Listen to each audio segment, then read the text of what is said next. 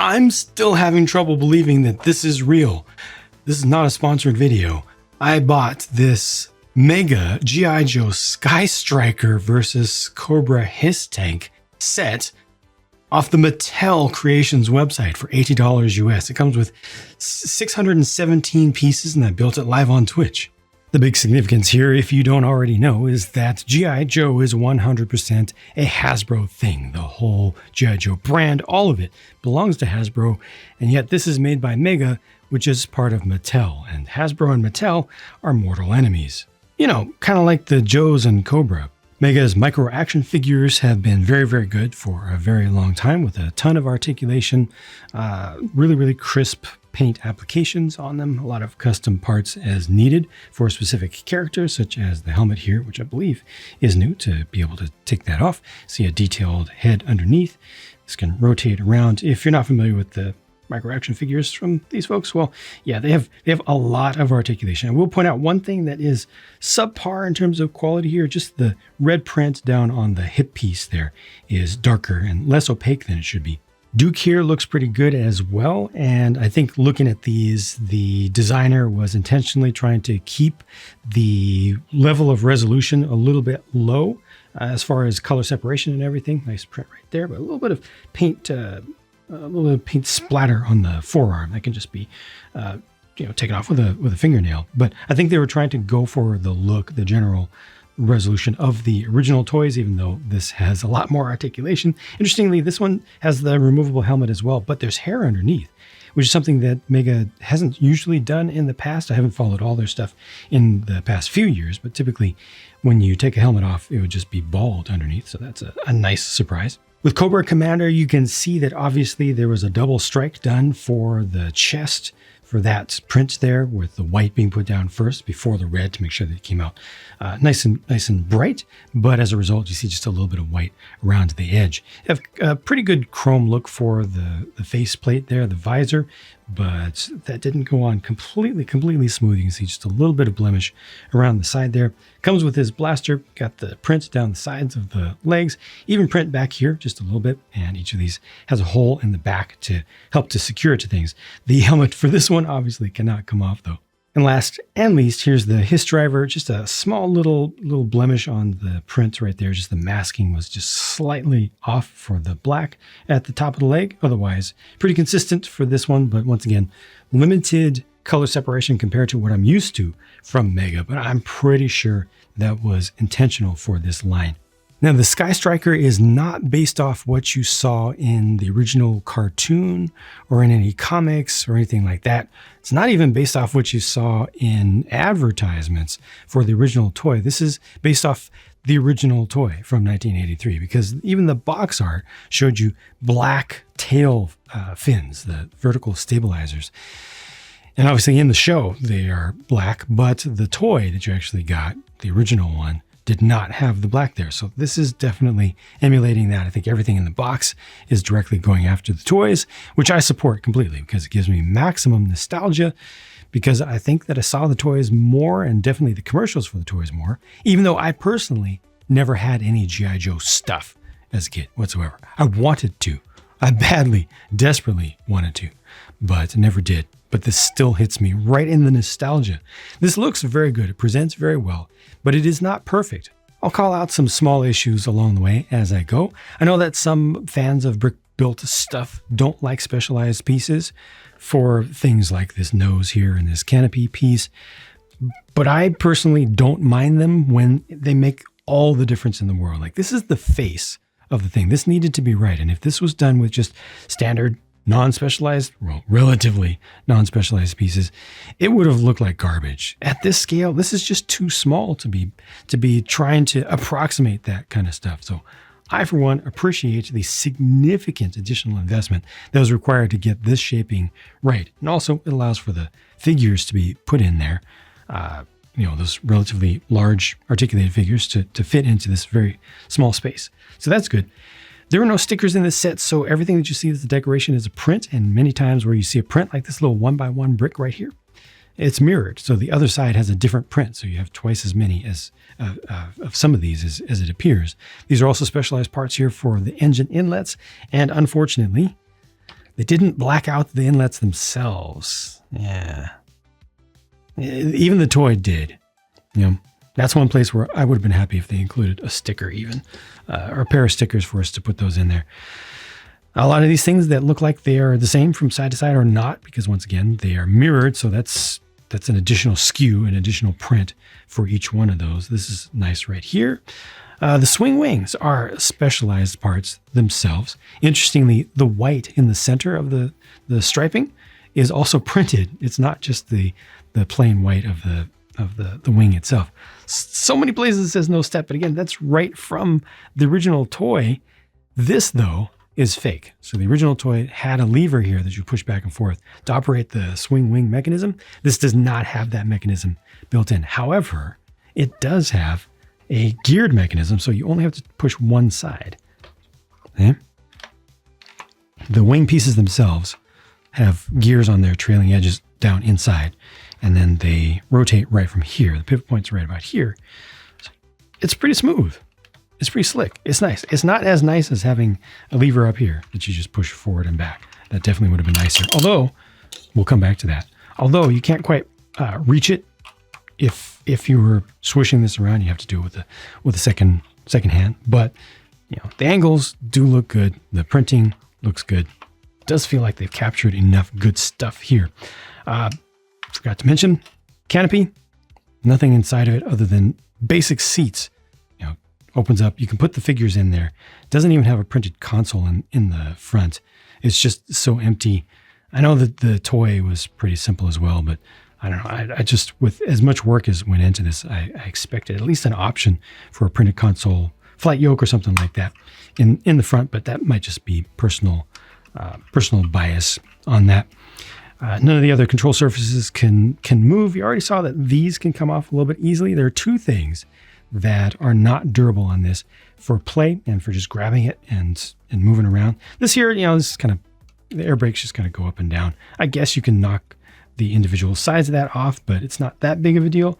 These are, because they do fall off very, very easily. And then underneath here, all the missiles. Each one of these is connected by just one single bar. So anytime you touch one, it rotates out of alignment. So you get missile misalignment all the time, and that's annoying to me because I want to be able to grab the thing at any time, but I want to be able to put it back in its original, you know, form to look good. So if you forget that, you're going to put it on a shelf like this, and you're going to realize later, oh yeah, that's not how that's supposed to be. Additional prints underneath here as well, specialized parts for the landing gear. The landing gear do not retract, but of course you can just pull the parts off. These represent the sidewinders, the phoenixes, and these are supposed to be sparrows. Not the best representation of sparrow. Looks more like an AMRAAM kind of, but definitely is supposed to represent sparrow, and then just auxiliary fuel tank under there as well. But yeah, the fact that these move around a lot is annoying. Sorry, I didn't connect that all the way proper. And I really, really wish they had black here. Now you can just take some construction paper or something and some double-sided tape and put it in there, you know, to fix that for yourself. But you shouldn't have to. It's definitely not something that should be expected.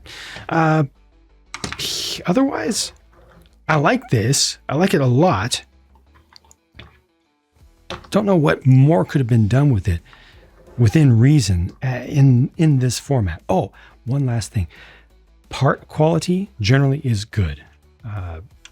Clutch power and everything, just not an issue with Mega Construct stuff. Hasn't been an issue with a few exceptions since 2014 when they changed their production style completely. However, color consistency is not 100%. You might notice some color deviation in here between the whites. This is very slightly different than that tile there.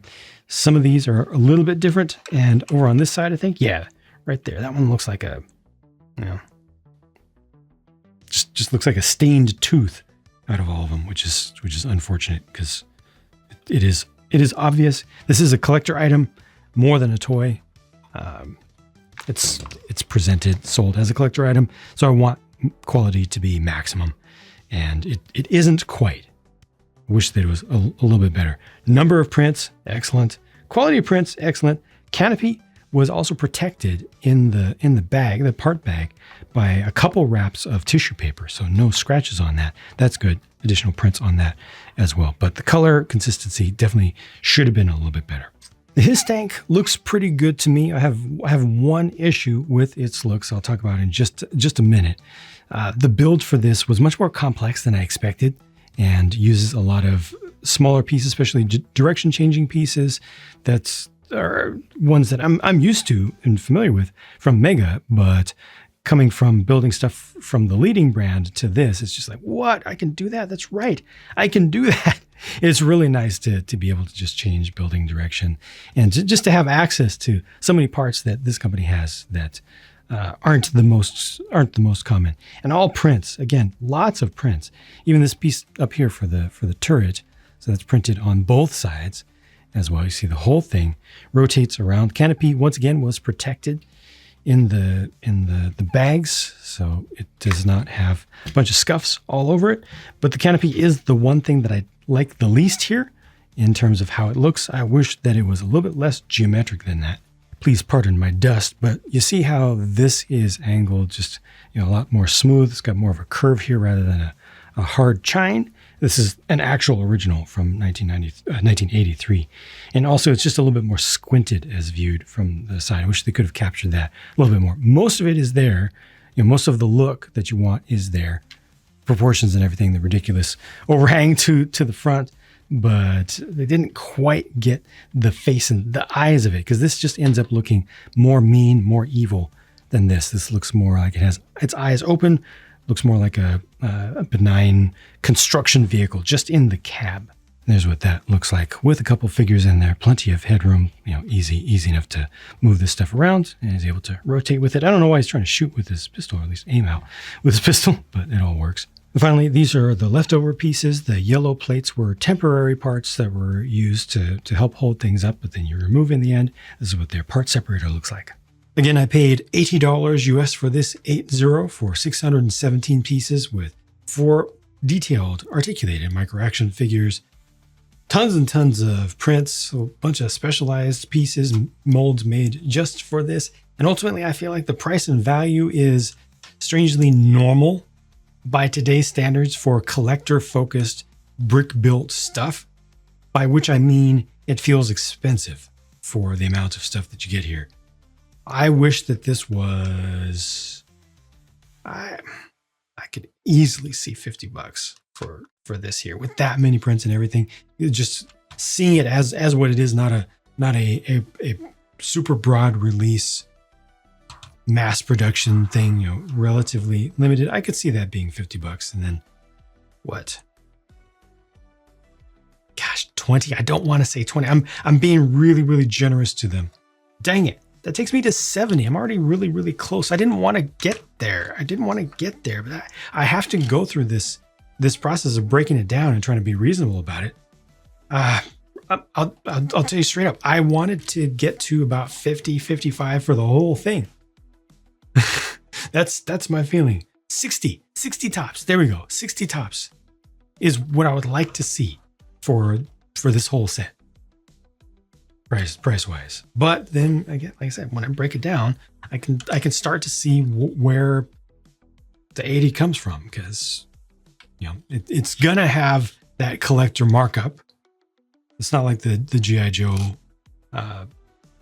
brand, IP is expensive to get to get that license as Ferrari or something. And Hasbro also sold this on their website directly. So this is a both ways kind of thing. This is almost like Hasbro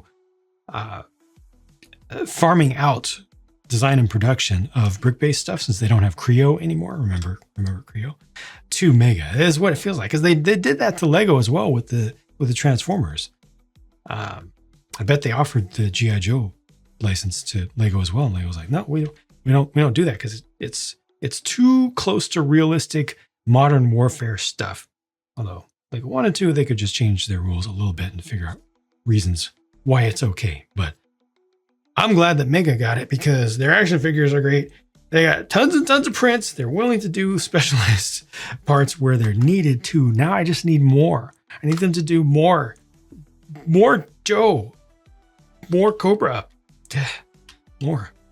Figures too, separate figures. I hope these things sell really, really well. I really do.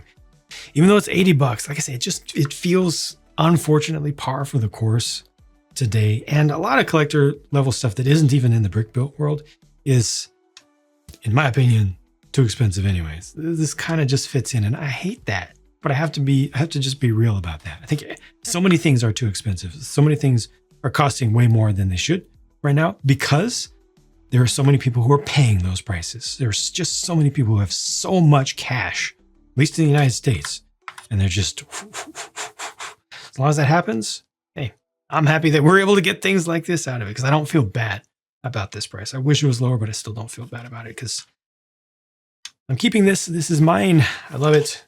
I don't love this as much as I should because his tank is my thing, but it all just comes down to that canopy shape right there. And that's probably more a me thing to be just that specific about that one thing because everything else on it is really, really good. I hope that this was of some value to you, whether or not you agree with my opinions on these things, on any of these things, and whether or not you have any interest in purchasing this.